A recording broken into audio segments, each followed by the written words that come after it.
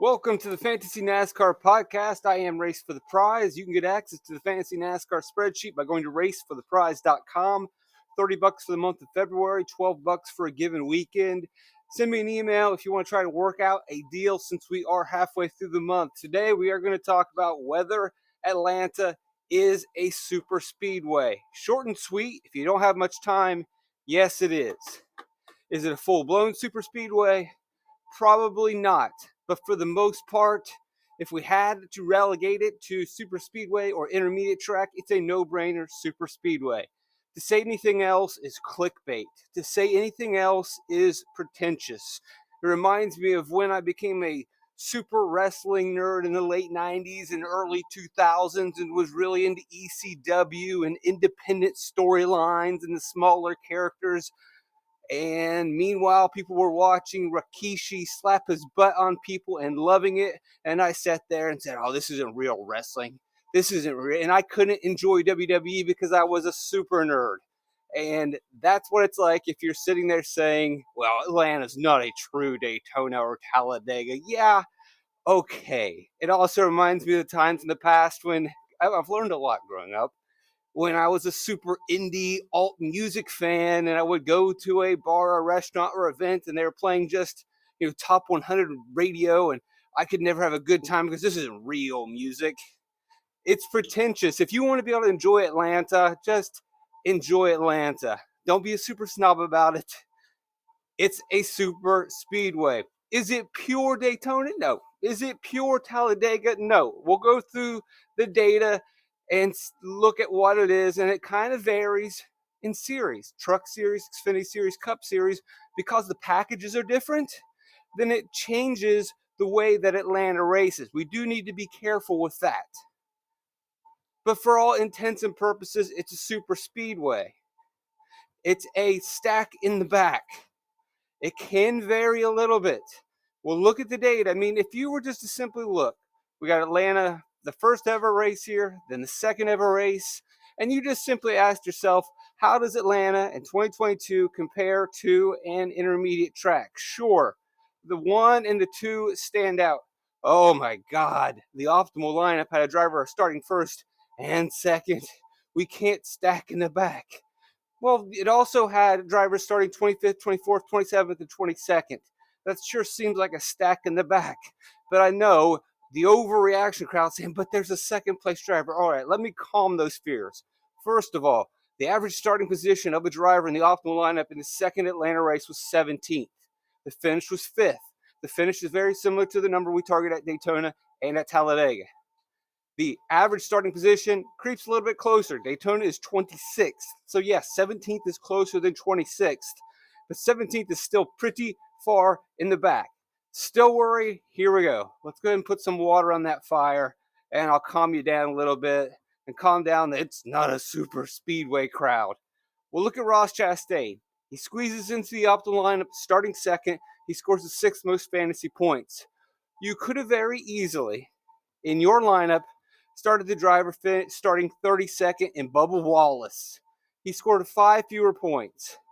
I am going to tell you, and I might be going out on a limb, I doubt it. If you played Chase Elliott and then stacked these 4 and then another 5, so a 5-1 build, which we have seen be successful at Daytona, which we have seen be successful at Talladega, 5 in the back, 1 towards the front. There it is right there. That is a stack in the back. You could have even gone with Cole Custer starting 18th or Brad Keselowski starting 31st. He scores the 12th most fantasy points. That's still a lot.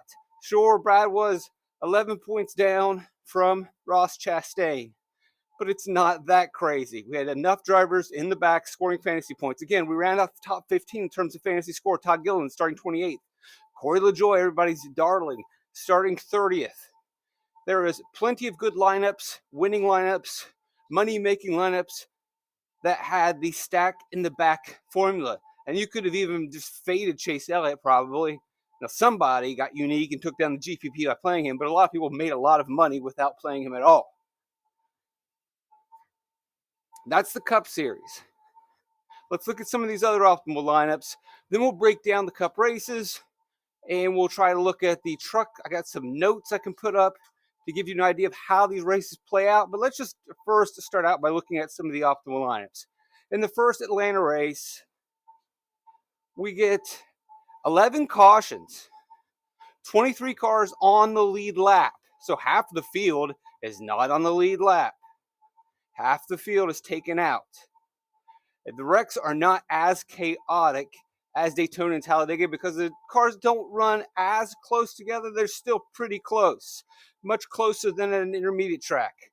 If I had to really quickly just give you an idea, think of IROC, think of the way Daytona raced late 90s, early 2000s. It wasn't a complete pack for 200 laps. They spread out a little bit, but not enough. They didn't get enough separation. You get a caution, you'd bring them back together, you could have chaos.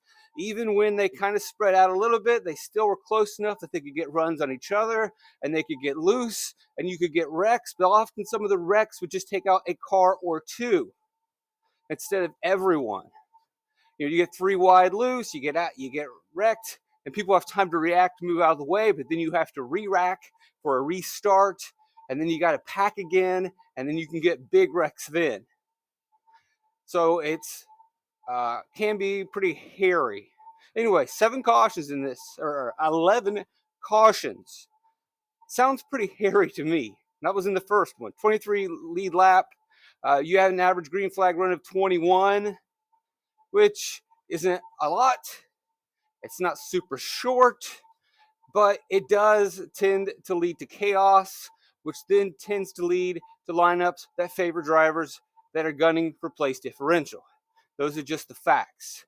Whether it meets the eyeball test of being a pure plate race, I think the sheer numbers of 11 cautions, 23 on the lead lap, and an average run of 21.7, these numbers signify that, yeah, it's going to lean stack in the back. You go to the 2022 race, second race, which 15 green flag laps, 21 on the lead lap, 13 cautions. We got fewer cautions in 2023, but we still had a significant amount of cars not on the lead lap. The green flag runs in the second Atlanta race were pretty low as well. We get a bunch of restarts. We get cars close together. We get aggression. And it's going to be unique this year, being that this is going to be our second super speedway in a row. And we saw last week at Daytona a lot of wrecked race cars. The Cup Series wrecked everyone. The Truck Series wrecked everyone. The Xfinity Series wrecked everyone. Why would that change this week? If they were gunning last week and they came up empty, you might as well double down. Are you going to come away and say, we tore up race cars, let's just take it easy this week? Or you can say, well, let's just do it again and see what happens. If you take it easy and the other guy says, oh, cool, you're taking it easy? Well, I'm going to go for the win, sucker. You look around the table, you look for the sucker, and you can't find it, then it's you. You want to take it easy? That's my advantage. You want to lay back? Sweet. So then you say to yourself, all right, well, maybe I'll be the one that goes for it and everybody else is going to take it easy. And then in the end, everybody, it's like that Spider-Man meme. Everybody is pointing at each other. Everybody's a Fed, right? The whole conspiracy. We're all working for the government all along. We didn't know it. We all bribe each other in. So there's your data right there. 7 cautions is enough. Not very many in this one, but this one still produces a pretty good lineup. Let's go and look at 2020. Let's just look at these optimal lineups at Atlanta if you need data to support it. But again, I'm in the camp, which is just maybe we're marks, but it's the least pretentious. I'm not trying to create clickbait. It's a super speedway. And I believe it's going to continue to evolve into a super speedway. And if the weathers are cool and the track is cool, there's going to be a lot of grip. And even in the Xfinity Series, where we have low downforce, and I expect to be the least of the super speedways, it's going to be more of a super speedway. The trucks, no doubt about it. There's so much drag in the trucks. I'll put my notes up on here. So in the Xfinity Series, because of the package and they have more horsepower, less drag, you're going to see more of an old school Daytona. They will spread out. They will get single car. But there also is a little less talent in this series or experience in this series. And, I could see the Cup drivers being able to control themselves at Atlanta in the Xfinity Series. But what we have seen in the past, they will spread out, but then they will wreck. And then they will get back together, and then they will wreck. And I would expect that to happen in this year's Atlanta race. It may not look like, in your eyes, Daytona, but it's going to end up that way in the final result. You're going to get enough wrecked cars. You're going to get guys move forward. But you could also get a guy really leading a lot of laps. You could get guys up front pretty much in control the entire time. But then by the end, through attrition, through the way the race plays out, there's going to be enough guys that sneak in from the back. Almost kind of like a Pocono that we would get back in the day, or like a Fontana. Not as Fontana, but it's like got that feel where, Fontana's a regular intermediate track race, but we would get enough wrecks and restarts that in the end you would get guys that would gain a bunch of place differential on the last restart on that wide track, making up some pretty big gains through attrition. Same thing with Pocono, but much more exaggerated than that. If we were putting a spectrum of Daytona on one side and then Fontana and Pocono on the other, in terms of kind of how those races play out, this is much more on the side of Daytona on the spectrum. But it's an interesting comparison when we look at the Atlanta Xfinity. Still expecting pretty much chaos there. The trucks should just be straight old plate racing because they just don't have the horsepower. There's so much drag. They punch a big hole of air in when they're driving. They can't get separation, and you can see that in 7 cautions, 19 on the lead lap, 11 cautions, 25 on the lead lap. Your average green flag run, 7, 11. Those are not very long laps whatsoever. Plenty of carnage and chaos. If you were to say, rank these, which one's the most super speedway-ish, it's obviously going to be the Atlanta afternoon race. Then it's going to be the Cup race. And the least is Atlanta Xfinity, although that's more of the eyeball test. If we're looking more just straight results, I think it goes Truck Xfinity in terms of winning lineups, then Cup. In terms of watching the race and looking like a super speedway, it'll be Truck, Cup, Xfinity. Xfinity is just going to be a different brand, and that's mainly because of the package, not so much because of the track.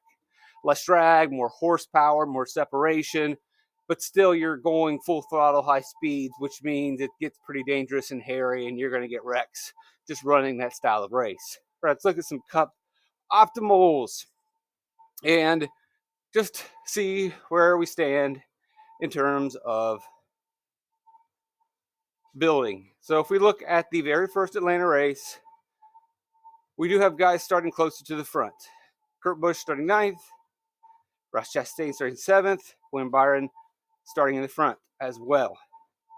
Byron starts 12th, Chastain 7th, Kurt Busch 9th, and then we have Suarez starting 13th. Yikes, scary. But it is also the top 6 drivers all fit into the lineup. But then we got a 33 in Corey LaJoy. We got a 26 in Martin Truex Jr. But then again, and I made sure I made the point on the sheet to show you this because some people are going to freak out and look at these numbers, and it is a small sample size of 4 Atlanta races. And I would definitely focus more on the Atlanta results than I would say Daytona or Talladega. But I believe you can look at Daytona and Talladega results. That does not bother me. But lineup build-wise, regardless of drivers, now you want to look at drivers and make picks based on that. I still want to look at Atlanta, but I will expand that analysis to Daytona and to Talladega. If I want to look at lineup construction, I will look a little bit more at these specific Atlanta races. And yeah, you're going to see 4 drivers starting inside the top 15 finish in the optimal lineup, and that's going to freak people out. But again, if we expand our view of this race and don't just get hyper-focused on the optimal lineup, if we're looking through the microscope too much and we're staring at the problem too much, sometimes we need to step back and stand away and see the big picture, and it's going to kind of change our view. We're going to see, you're getting lost the forest for the trees. Look, we look at who scored the 7th most fantasy points. That driver started 22nd. The driver that scored the 8th most fantasy points was Josh Bilicki, starting 36th. When we were only looking at the optimal lineup, You were sitting there freaking out. Oh my God, I can't do a stack in the back. All we had to do was take one step back, see the big picture. Oh, you got Justin Haley starting 22nd. That's a stack in the back. You got a Josh Bilicki starting 36th. Spent most of the race in the back half of the field at a $5,000 price tag. We go back to the driver that scored the 10th most fantasy points. It was Keselowski starting 24th. Oh, I think it seems like a Daytona.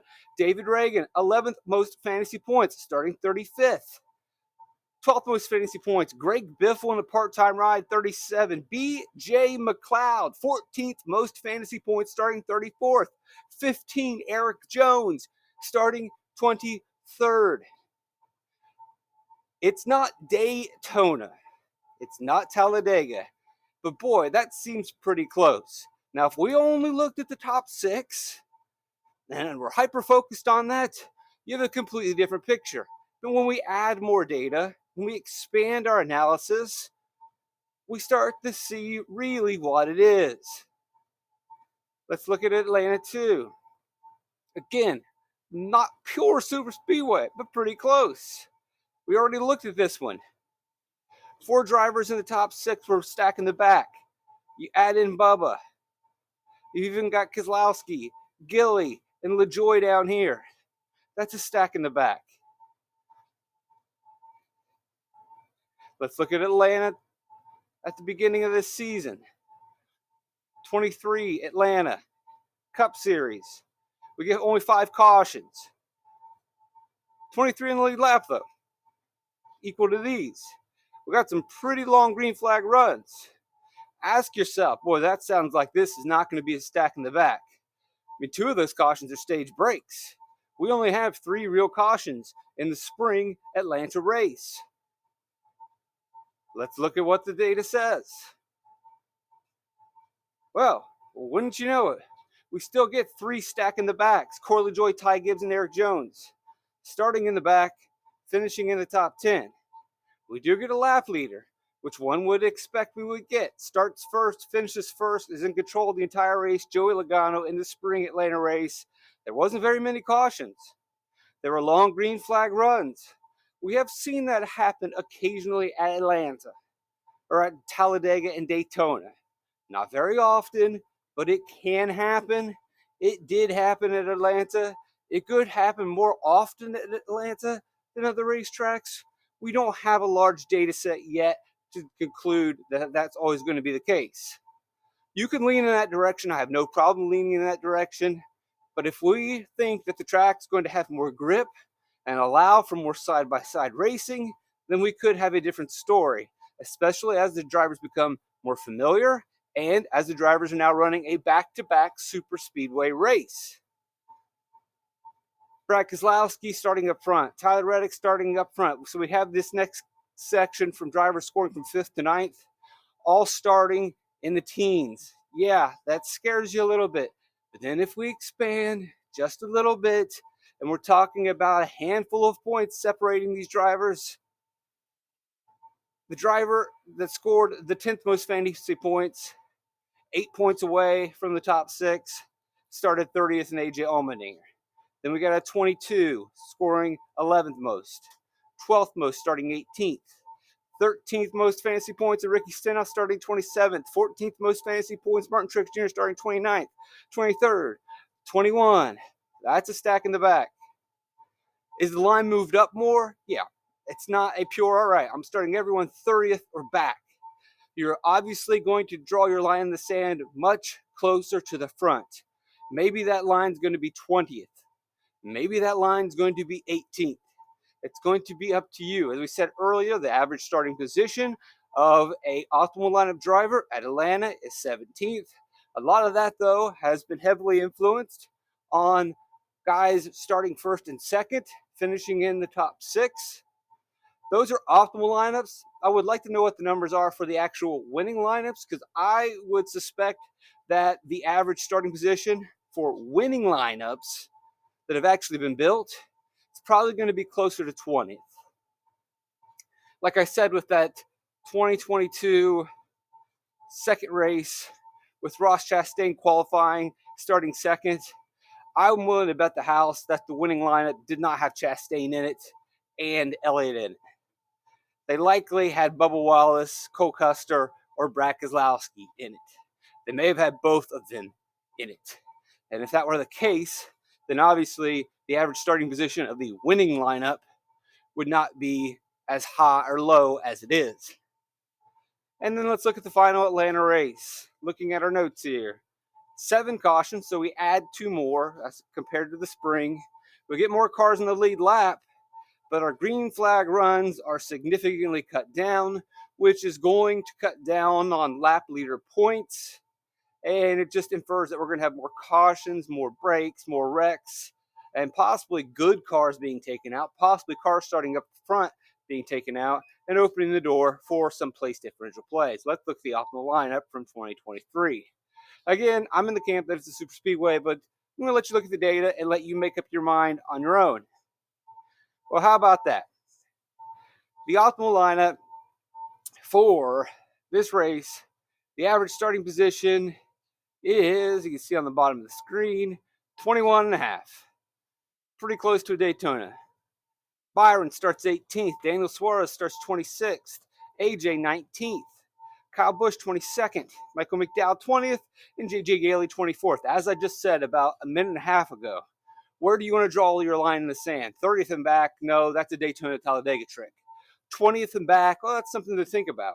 Maybe we wanted to consider moving that line up to 18th, given that the average starting position of the optimal, not necessarily the winning, the optimal is 17th. Maybe 18 is the number to go with if you drew your line in the sand at 18th last summer in the second Atlanta race, then you were on to something.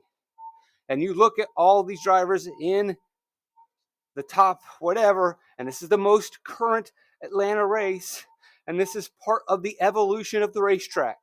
As the drivers become more familiar with this racetrack, more familiar with the setup and the racing, it's going to slowly evolve into a Daytona and Talladega on the spectrum between super speedway and like a Pocono / Fontana, and then overway on the far right, just got regular intermediates. It's going to slowly creep year after year closer and closer to Daytona and Talladega, and we are seeing that creep. All of the drivers practically from the top 15 in fantasy are stacking the back options. When we look at the average starting position of drivers, we'll even let Blaney count. He's going to keep our average down a little bit. But we look at the top 15 scores, the average starting position, 21.2. If we take Blaney out because he scored 15th, we look at the top 14 fantasy scores, our average is 22.6. Stacking the back, friends. That is the way this weekend. You want to open the door to a 5-1 bill in the Cup Series? No problem with that whatsoever. I think that is probably going to be the way to go in all the series, is maybe chase a lap leader, not worry about playing a really good car that starts near the front, that controls most of the race, gets some laps led, finishes in first, and ends up with an optimal day. Now, it depends on what the starting grid is going to look like. I would be leery of going 4-2. I guess if there is a track where you could go with 4 in the back and maybe 2 towards the front, Atlanta's going to be the way for that to happen, more so than Daytona or Talladega. No way I'm going 3-3. I'm open to 4-2. I think 5-1 is fine, and I really don't mind going 6 in the back. I really don't. And I know people are going to argue it's not a pure super speedway, and you are correct, but it doesn't need to be a pure super speedway. You know, the cocaine doesn't have to be pure to get you high, folks. I don't know if you're aware of that. They can cut it a little bit, and it still produces a very similar result. And so, yeah, this isn't pure pack draft racing, but it's enough of a pure pack draft racing to produce a lineup where we are playing drivers straight in the back. And again, remember, there were only 7 cautions in this race. There were only 7 cautions, but they started to count. And I think that they're going to race a little bit closer together, and that the race and the wrecks are going to start to count more and collect more and take more drivers out. Well, let's just look at some of these guys finishing in the back and see where they started. You got a lot of top 10 starting drivers, top 20 starting drivers finishing way in the back. I mean, 5, 6, 7, and 8 scored almost no points at all. Well, they did score no points all. They were negative points. If the driver starting first, get you nothing. Not even that great of an average starting position for Eric Almirola starting first. Joey Logano starting fourth, the hero of the first Atlanta race. You would say, all right, well, and so if you were going to sit here and say this is not a super speedway and a guy can control it, so Joey Logano obviously had the setup in the spring race. He controlled the race for how many laps? A ton. Let's go ahead and just look at the pure number. He scored 84 fantasy points, 35 laps led, pure domination. We go back to Atlanta. He's starting up front again. Average running position of sixth. And ends up 16 fantasy points. He starts up front. He's up front all day. He doesn't score any fantasy points. Sounds like to me, that's a super speedway type of result. If this were Las Vegas, he starts up front, is up front all day, was awesome in the first Las Vegas race. How does that happen? Well, it's easy to understand how this could possibly happen. Finishes 17th. Very easy to quickly fade in a super speedway race and lose track position and get caught in a wreck, or things can go wrong. We can see here. I imagine we're going to know. We did get the rain that came in, so that might have affected it a little bit. But either way, caution's happening. Let's look at the truck series as we start to wrap this thing up. Some optimal lineups. This is the one I believe will be the most super speedway-ish of all. Starting position, and it is, but it is a 5-1 build. Whew, that's a little scary, but then you zoom out a little bit, not so scary at all. All right, let's look at the starting positions. Corey Heim, most fantasy points, starting 19th, and he leads a bunch of laps. Zane Smith starts 25th. Ben Rhodes 15th. We've seen that at a lot of Daytonas and Talladegas in the past. Ben Rhodes starting in the teens is always optimal. He's very good at this type of racing. He's very experienced. No concerns there. Jesse Little starting 34th. Sounds like a super speedway. Derek Kraus starting 18th. Yes, it's not purely in the back, but we have seen that in the truck series where starting around that spot can work. Now, yeah, it's scary here where we got Friesen starting second, Preece 11th, Majeski 4th, Smith and Gray. So that'll freak you out a little bit. But we go down here to 40 fantasy points compared to what, 41. 40 fantasy points for Jordan Anderson compared to Chandler Smith's 42. Majeski's 43, Preece's 43. It's about 3 points difference. And you got Anderson starting 33rd. Not a lot separates these guys from 5th to 10th. Jack Wood, 22nd. Chris Hacker starting 29th. Matt Jaskell starting 31st. Ross Chastain starting 36th. So if you look at the top 15, if we expand, if we zoom out, there's plenty of stack in the back options. Is this a bit of a concern? Yes, but ultimately, only one of them slid into the optimal lineup. You very much could have faded Stuart Friesen's 47 points, taken Jordan Anderson at 40, and probably been fine winning the GPP. Maybe not. Maybe you need to go with a 5-1 build. That's fine. But we are seeing a lot of trucks from the back finish up front, very similar to Super Speedway. And the notes on that race, 7 cautions, only 19 trucks on the lead lap, 11.9 green flag run.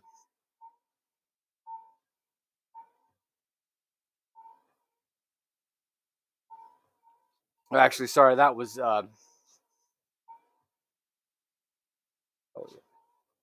Cup. Nope, yes, very good. Got a lot of sheets open. All right, let's look at last year's race. And okay, no worries here. John Hunter Nemechek started 24th. Bailey Curry, second most fantasy points, started 30th. Nick Sanchez, 20th. These are pretty good trucks, though, by the way. He did get one in the front in Christian Eckes, who led a bunch of laps, started 4th. Haley Deegan started 32nd. Brett Holmes started 33rd. Ryan Vargas started 35th. Hill 18. Benedetto 10. Then you get Ogata 34th. Finishes in 17th. Still has a top 10 fantasy score. Pretty much a stack in the back. And you had enough of these guys up front again that may consider a little worrisome with Crafton, Purdy, and there's Rhodes starting in the front. If there is a series where drivers experience and drivers with brand name, yeah, I don't think you can completely ignore that in the Truck Series, and I don't believe that you can completely ignore that in the Xfinity Series. Maybe not even in the Cup Series, but I don't think I have a problem with it. Typically in the Cup Series, we're just looking at starting position. You can look at a driver, and you can look at what their finishing positions have been at super speedways. But even then, like a lot of times in the Cup Series, we're just looking at their starting position, to be honest. Whereas in the Truck Series and the Xfinity Series, I am going to focus more on, well, Ben Rhodes is typically pretty good at surviving and finishing very highly. And John Hunter Nemechek is going to have equipment, and he's going to be able to survive, get in a safe position, and get a good finishing position. There's not a lot of those drivers, to be honest, in the Xfinity Series that I completely trust, but there's a handful of them. Christian Eckes is probably going to be in that group as well. I might move Corey Heim into that group soon. He's been decent at super speedways. Maybe Nick Sanchez is now going to be one of those guys after his Daytona win. Got a good result here at Atlanta. We'll have to think about that moving forward and explore the data. But in the Truck Series, yeah, I am leaning heavily on Stack in the back. But if I can definitely get a brand that I like, I mean, when I say brand, a driver, then I will definitely lean in that direction. I will also expand my selection pool to include a Rhodes if he's not necessarily in the back, or possibly a Sanchez, or a Christian Eckes, or maybe even a Bailey Curry this year, who could be in some solid racing equipment. Let's look at the Xfinity Series optimals as we wrap. Actually, we will save that for another podcast. This one's long enough. No one stays around for the whole entire thing. RaceForThePrize.com is where you can go to get access to the Fantasy NASCAR Spreadsheet. $30 for the month of February, $12 for a given weekend. If those numbers are too high, you can send me some emails, and we can get into negotiations, and we can try to work something out. Maybe we can't work anything out, and then you just got to wait until March and see what the package looks like. But it's worth a try. You never know. RaceForThePrize.com. Thank you for all the likes. I know I shouldn't overreact to getting dislikes, but I do. Sorry, I'm pretty thick-skinned in my life. English teacher. I'm used to people not being happy. We've got to read. Yep, that's kind of what we do in here is read. When do we not read? When we write. We've got to write. Yep, that's kind of what we do in here. So I'm used to complaints and gripes, but for some reason the dislikes never necessary. I just never quite get used to them. But the good news is those are starting to disappear. The likes are flying through the roof, and I really appreciate you guys doing that. I really appreciate the subscriptions, the sharing, the comments on the YouTube pages. The numbers are going up and up and up. I wasn't sure that I could compete against some of these bigger websites. I wasn't sure that I could compete with these well-funded websites that have tons of just money with rich people running things in the back. And nothing against rich people, more power to them. I don't resent them. It's just it's hard to compete against people who have wads of cash and can spend. The only thing I can spend is time. The only thing I can spend is my resources and try to just outwork them. Can't outspend them, but I can outwork them, and I'm trying to do my best to do that, to produce solid content. And it seems like things are growing around here. Things are going positive. I wasn't sure that I could do it, and we are making gains. And I think we're starting to be noticed by not just those websites, but by people around seeing like, wow, this is some pretty useful content. This is going to help out. And you guys are responding in kind with the likes and the subscribes and the shares and the views. And I can see the view times are increasing, which is awesome as well. So let's keep it up. Let's keep at it. I am blessed to have you guys around. I love you guys. Trip to Light's fantastic.